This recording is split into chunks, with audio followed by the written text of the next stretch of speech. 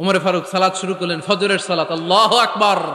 In the mean time Abu Lulu এই খঞ্জর নিয়ে উমর ফারুকের বুকের মধ্যে 3টা স্টেবিং করলেন। একটা মারলেন নাভির নিচে, মারার সাথে সাথে পাকস্থলী কেটে গেল। আরেকটা মারলেন পাজরে, পাজর ছিঁড়ে গেল। 3টা মারার পরে উমর ফারুক বললেন, কাতালানি আল কাল, এক কুকুর আমাকে মেরে ফেলেছে। পেছন থেকে এক সাহাবীকে টান মেরে সামনের দিকে নিয়ে গেলেন, তুমি নামাজের ইমামতি করাও। আর ওমরে ফারুককে বাকিরা ধরাধরি করে পেছনে নিতে আরম্ভ করলেন। আর এই আত্মাই আক্রমণ যে করেছে, সে কাতারের মাঝখান দিয়ে যেতে আরম্ভ করলো আর 2 দিকে ছুরি মারতে আরম্ভ করলো। 13 জন সাহাবীর গায়ে ছুরি মেরেছে, 7 জন সাহাবা স্পট ডেথ, জায়গায় মৃত্যু। এই ভয়ঙ্কর অবস্থা দেখে এক সাহাবী বুরনুস, এক ধরনের জুব্বা আছে মাথাওয়ালা, অনেকে জ্যাকেট পরছেন না এরকম মাথাওয়ালা, লম্বা জুব্বা আছে আরবরা শীতে পড়ে মাথাওয়ালা, এই মাথাওয়ালা জুব্বা বের করে এক সাহাবী জালের মতো তার দিকে উড়ায় মারল। ওই বুরনুসের মধ্যে পেঁচিয়ে আবু লুলু মাটিতে পড়ে গেল আর সুইসাইড করে ফেলল, নিজের বুকে নিজে মেরে আত্মহত্যা।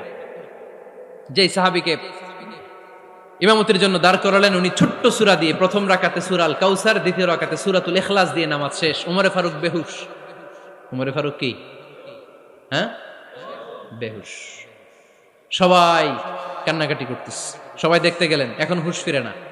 মুখের মধ্যে, মুখ খুলে রাষ্ট্রের চিকিৎসক মুখের মধ্যে দুধ দিলেন, ওই নাভি দিয়ে দুধ বের হয়ে যায়, পাকস্থলী কেটে ওখান দিয়ে দুধ বের হয়ে যাচ্ছে। তারা বললো ওনারে বাঁচানো সম্ভব না, দেখেন হুঁশ ফিরে কিনা। হুঁশ ফিরলে ওনার পরে কে আমির হবে, উনি যেন প্যানেল ঠিক করে দিয়ে যায়। সবাই তাকিয়েছে ওমরে ফারুকের চোখের দিকে। আল্লাহর মেহেরবানিতে ঘন্টা খানিক পরে উনি চোখ খুললেন। চোখ খোলার পরেই বলেন নাই, ও মা আমি মরে যাই। চোখ খোলার পরে উনি বলেন নাই, কে মারলো আমারে।